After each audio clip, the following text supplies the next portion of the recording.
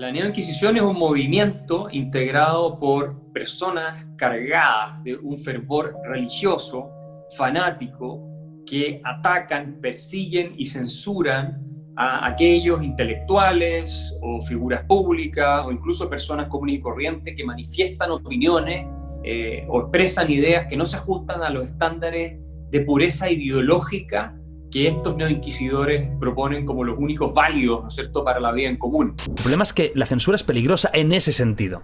Esto es propio de todo movimiento totalitario. Es algo que, como bien explica George Orwell en 1984, al comunismo como construcción teórica y luego política. Y también fue decisivo en el nazismo, ¿no? La destrucción de aquellos símbolos que no se ajustan a la ideología, a la dogmática de los neoinquisidores. Pero yo, de momento, sinceramente, no me he vacunado. Tú prohibirías, si fueras YouTube, ¿eliminarías de la plataforma los vídeos de la Tierra plana? Sí. ¿Qué hola, YouTube? Bueno, con todo este tema de la cultura de la cancelación y todo esto, han salido gente que obviamente dice, sí, yo sí creo que hay cosas que deben estar canceladas y que no se deben decir. Quiero hablar por un lado de, sí, la cancelación como tal. La cancelación ahora mismo se le dice a la censura, lo que pasa es que se le ha cambiado prácticamente el nombre. Y por otro lado quiero hablar de lo que significa libertad de expresión y cuáles son sus límites, ¿no? Los gérmenes. En todo hospital moderno se emplean miles de horas y se gastan miles de euros al año en la interminable lucha contra esos diminutos adversarios. Sin embargo, hasta finales del siglo XIX, nadie sabía lo que eran los gérmenes, y mucho menos que transmitieran enfermedades. Quiero empezar esta historia con el doctor Semmelweis. Voy a empezar por el principio. Estamos principios del siglo XIX. No hay mucho conocimiento de prácticamente nada, sobre todo con respecto a la medicina. Un quirófano, por ejemplo, en aquellos tiempos, las mesas eran de madera, donde se podían ver todo tipo de cosas, incluso gusanos en esas mesas donde se operaba. El piso, para el tema de la sangre, era de acerrín. O sea, había todo regado acerrín en el piso para que la sangre que cayera de ese acerrín lo absorbiera, ¿no? Esto yo lo hacía en Cuba, por ejemplo, con los pollos. Se le ponía abajo acerrín a los pollos para que la mierda que caiga en ese acerrín, después tú lo recoges y lo botas, ¿ok? Eso mismo se hacía en aquellos tiempos con la sangre. Había vómito, había diarrea, había absolutamente todo lo que se puedan imaginar, sangre, vómito, diarrea, todo. De hecho, por eso ustedes ven que en las películas, cuando reflejan, ¿no?, la historia, van a ver personas con pañuelos en la nariz, caminando por dentro de un hospital con pañuelos en la nariz, porque no se limpiaba. Ahora mismo estamos acostumbrados a hospitales sumamente higiénicos, pero en aquel tiempo no se limpiaba nada.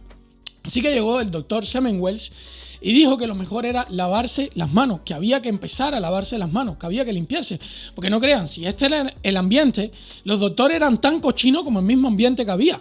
Nadie se lavaba las manos, nadie le prestaba atención a ese tipo de cosas relacionadas con la higiene y todo el mundo iba al hospital. De hecho, le conocían como centros de muerte o casas de la muerte, porque se moría muchísima de la gente que entraba, pero era por infección. Los cirujanos solían operar con mandiles de carniceros e instrumentos sin esterilizar, llenos de sangre seca. Nadie creía que esterilizar o limpiar los instrumentos sirviese para nada. O sea, tú entrabas con cualquier cosa, con un tipo de enfermedad, y salías con una infección, que era peor todavía, porque, por ejemplo, si ibas por una herida y por esa herida te entraba una infección, pues estabas peor todavía. Te podías morir directamente, aunque la herida no fuera de muerte. Así que este hombre lo que dijo fue que había que lavarse las manos, y lo dieron por loco. En el invierno de 1846, Viena era una de las mecas de la medicina, y el Allgemeines Krankenhaus, su hospital más famoso. Allí, Semmelweis trabajaba de residente a cargo de la sala primera de obstetricia. Durante meses le agobió un problema. Muchas de las nuevas madres a su cuidado morían de una enfermedad conocida como fiebre puerperal. Cientos de miles de madres morían en Europa cada año y nadie sabía por qué. Él no conocía, él no tenía idea de que es por bacterias, por infecciones que pueden ocurrir en la suciedad ni nada. Él simplemente lo que estaba diciendo era, oye, aquí está pasando algo malo.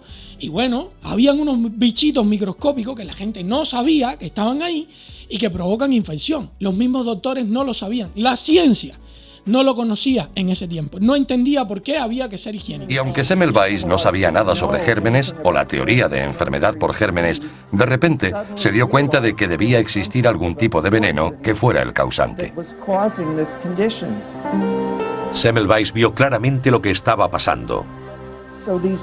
Los estudiantes solían hacer las autopsias a estas mujeres, metiendo las manos en sus heridas. Luego acudían al pabellón de estudiantes y no veían ningún motivo para lavarse las manos y seguir examinando a las mujeres que acababan de dar a luz y tenían heridas abiertas por el parto. Y al doctor Semmelweis entonces lo dieron por loco, literal. No es que estoy diciendo yo que lo dieron por loco porque no le hicieron caso, no, es que no le hicieron caso, pero encima le arruinaron su reputación. Incluso lo llegaron a mandar a un loquero. O sea, lo metieron en un loquero al tipo. El tipo le destruyeron la vida literalmente. Más adelante a él se le reivindicó y se le conoció como el salvador de madres. Porque en algunos hospitales donde habían partos antes se morían muchísimas mujeres, pero precisamente por esto. Los doctores no se lavaban las manos, iban de un para otro, de un paciente para otro. Y así las infecciones se las metían. Las mujeres normalmente cuando paren le pasan heridas, o sea, le suceden heridas. Y entonces ahí en ese momento los doctores manipulando todo aquello, infección, y la tasa de mortalidad en mujeres era altísima. En mujeres que obviamente tenían bebés.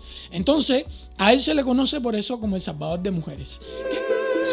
Imaginemos a aquel hombre rodeado de médicos diciendo que ellos eran los asesinos y que si se negaban a aceptar su doctrina matarían a muchas más mujeres de las que habían matado desde el inicio de sus carreras.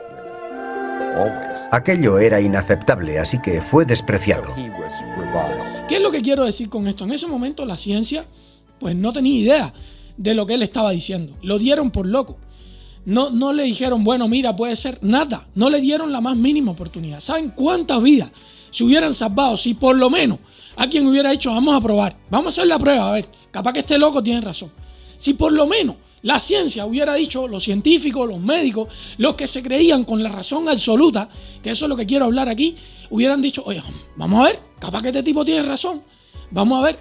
Pues resulta que mesas de madera, pues resulta que se ríen en el piso, pues resulta que todas esas cosas, a día de hoy nos creemos más inteligentes y seguimos pensando que la ciencia es un absoluto y que los médicos, si un consenso de médicos dicen una cosa, pues ya ese consenso de médicos tiene razón.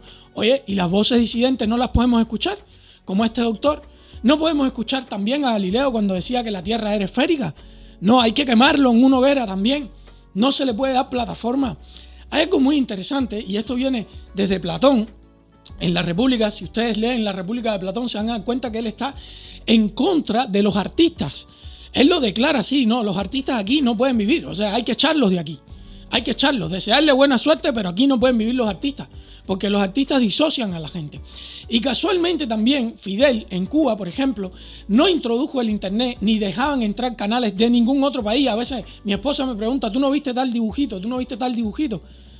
No, los Simpsons no entran en Cuba, por ejemplo. Hay un montón de cosas que no entraban en Cuba. Y los gusanos, los privilegiados, los parásitos y los hijos de los parásitos que quieran enarbolar la bandera vergonzosa del crimen y de la traición a la patria, sepan que no se van a enfrentar con señoritos, sepan que se van a enfrentar con hombres. Y yo le decía, no los pude ver. La justificación de Fidel era que el pueblo cubano no estaba preparado para el bombardeo capitalista. O sea, él sí podía ver todo lo que le daba la gana, él podía viajar el mundo entero, él podía hacer lo que le daba la gana, ¿ok? Pero el pueblo cubano no estaba listo para el bombardeo capitalista, porque en un mundo socialista, obviamente, el capitalismo es anticientífico, es conspiranoico. The newspapers, radio, television, motion pictures are under state control. No dissent or opposition is allowed in the public media. En los medios públicos. Bárbara. Nosotros no tenemos las mismas concepciones. We do not have your same conceptions. Nosotros no tenemos el concepto de libertad de prensa. Our concept of freedom of the press is not yours. Desde luego, se lo digo con toda. And I say this very honestly. No tengo que ocultar absolutamente nada. I have nothing to hide. Si nos pregunta que aquí puede aparecer un periódico. If you ask us if a paper could appear here against socialism, I could say honestly, no, it cannot appear. No lo permitirá ni el partido, it would not be allowed by ni el gobierno, the government, ni el pueblo. Nor the people. En ese sentido, no poseemos defense. La libertad, We do not prensa, have the freedom of the press that you possess in the U.S. Obviamente. Entonces, ni los medios de prensa pueden hablar de eso, ni la televisión puede hablar de eso, y no les puedo permitir internet, porque ustedes no están listos. Y esto es una actitud muy comunista, que como digo, viene desde Platón. O sea, si ustedes leen La República, lo van a ver ahí. Viene desde Platón, no contarte las dos partes de la moneda, no dejarte ver las dos caras de la moneda, sino decirte, no, tú tienes que ver lo que yo creo que es bueno para ti. Y esta es la gran diferencia entre los comunitaristas, los comunistas, los socialistas y todo ese grupo y los liberales. Los liberales creen que las personas son libres e inteligentes para tomar sus propias decisiones. Los liberales creen que si yo te cuento las dos partes, tú eres libre de elegir cuál de las dos partes quieres vivir. Oye, ¿quieres ser vegano? ¿Quieres ser carnívoro? ¿Quieres ser omnívoro? O sea, si yo te cuento todas las partes, pues bueno, tú arriba de eso elegirás. A partir de ahí tú tomas tus propias decisiones. Yo te cuento las dos partes, o las 10, o las 20, o las 100.000 partes que hay de la historia. ¿Ok? Y a partir de ahí, usted toma sus propias decisiones bajo su responsabilidad. Eso es ser libre, que no haya alguien que crea que es más inteligente que tú tomando decisiones por ti. Esta es la gran diferencia del socialismo y el liberalismo. El socialismo se construye de arriba hacia abajo. Fidel decide qué es bueno para todos los demás. El liberalismo se construye de abajo hacia arriba, confiando en que las personas van a tomar las mejores decisiones posibles. Esa es la función realmente. Así es como se mira la sociedad dentro del liberalismo. Entonces, cuando veo gente que me dice, no, yo sí prohibiría esto, yo sí prohibiría lo otro, por el bien común. ¿Pero qué cosa es bien común? ¿Meter al doctor Semmelweis en un loquero, eso es bien común? No, porque la teoría científica dice ya. Y en su momento se decía que la Tierra era plana. Imagínense ustedes. O sea, ¿en dónde vamos a parar si seguimos con esto de que la razón la tengo yo y de que la ciencia tiene toda la razón? No, la ciencia vive de refutaciones. Dogmas y el afán de recrear y reconstruir no solo el presente, sino también la historia de acuerdo a los filtros de la única moralidad tolerable son elementos distintivos de esta neoinquisición que hoy está manifestándose de manera extremadamente agresiva en Occidente, no solo con nuestros monumentos históricos, sino también con obras de arte y con pensadores de distinto credo que se atreven a manifestar opiniones que desestiman o de alguna manera no se alinean con la dogmática de la neoinquisición. Todo el tiempo se refuta una y otra vez, y va a seguir pasando así mientras se permita, obviamente, que sea plural, o sea, que cualquiera pueda opinar con respecto a esto. Y hay muchos ingenuos que sostienen lo mismo sin conocer o adherir al significado del positivismo, que para que una verdad o para que algo pueda ser proclamado como verdad, es indispensable que sea verificado empíricamente. Hay un autor, un epistemólogo, un filósofo, Morris Cohen, que en un libro que se llama Introducción a la Lógica, le dice a quienes están afirmando que las verdades solamente pueden ser comprobadas si son verificadas empíricamente, le dice Cohen, eso que usted está diciendo no es verificable empíricamente, primero. Y segundo, Karl Popper dice que tanto en las ciencias naturales como en las ciencias sociales, en ninguna ciencia hay tal cosa como verificación. Todas son corroboraciones provisorias. Y esta provisionalidad del conocimiento nos hace a todos ponernos en la punta de la silla, abiertos a posibles refutaciones, en el contexto, como digo, de un proceso evolutivo, pues no hay nada cerrado y terminado, no hay una meta final, estamos todos en proceso de evolución. No hay más que mirar las llamadas ciencias duras, medicina, física, en fin, que unas se refutan a otras. Hay un ejemplo que suelo poner, que es de Thomson, padre e hijo, los dos premios Nobel en física, uno en 1906 y en otro en 1936, su hijo George Thomson, donde el padre sostenía que en el mundo subatómico se trata de partículas, mientras que su hijo refuta a su padre siendo premio Nobel en física y muestra que en el mundo subatómico se trata de ondas y no de partículas. Me parece un ejemplo lindísimo para mostrar los procesos evolutivos en la ciencia. Mi viejo me decía con respecto a estas cosas que hasta el más come mierda le da una idea a uno, y tenía toda la razón. Hasta el más come mierda te puede dar una idea, como el doctor Semmelweis, por ejemplo, que lo metieron en un manicomio y que el tipo perdió toda su reputación, toda su carrera, toda su vida, precisamente porque hay gente que se creen que son más inteligentes que el mundo entero, que se creen que saben más que el mundo entero. Y resulta que esa gente son los que más han matado, resulta que esa gente son los que tienen al pueblo cubano viniendo en balsa para acá. Y sé que me van a decir, oye, pero tú todo lo comparas con Cuba, compadre. Pero si es lo que estoy viendo.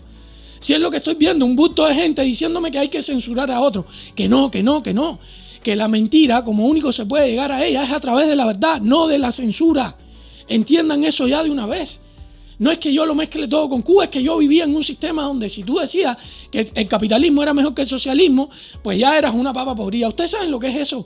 A mí, mi profesor en la escuela me podía decir papa podrida. Y no pasaba nada. Y después, no, cultura de la cancelación, no sé qué. Pero si ahí te pueden decir lo que sea. Siempre me trataron de gusano, de papa podrida, de no sé qué, no sé cuánto. Y estoy acostumbradito a que me ofendan por eso. O sea, ya no me molesta, ¿sabes? Malo que me toques o algo de eso, pero no me molesto con esas cosas. Pero realmente ustedes quieren vivir en un mundo donde supuestamente va a haber un consenso científico de los que mandan, que son los que están arriba. Yo recuerdo que un día Fidel, un economista, se paró y le dijo, mire compañero, yo creo que eso que usted está diciendo, miren, la economía va por aquí, no sé qué, porque lo que está diciendo era una burrada tan grande, eso pasó en directo. Ese hombre no salió nunca más en ninguna parte, ese economista, que era un economista socialista. Lo que pasa es que dentro de la misma economía socialista, Fidel estaba diciendo una burrada, ni me acuerdo, yo era un niño cuando eso. Nunca más salió aquel hombre por ninguna parte. Nunca más. Porque cuando tú vas a ese supuesto consenso, es el consenso de los que mandan. Apréndanse esa, es el consenso de los que mandan. Y eso es lo que estamos viendo a día de hoy. Todas las voces disidentes tienen que ser escuchadas. Después tú tomas tu decisión. Si te cuadras, si no te cuadras, si qué. Pero todas las voces disidentes tienen que ser escuchadas. Aunque diga la burrada más grande del mundo. No lo tomes, déjalo ir y ya está. Pero bueno, nos vemos en la próxima aventura, gente. Chao. Por eso, muy lejos de la ortodoxia, esta es una cosa que pone mucho énfasis Popper. Ortodoxia es para la religión, pero no es para la ciencia. Si alguien dice yo soy ortodoxo en mi pensamiento, no sabe lo que está diciendo.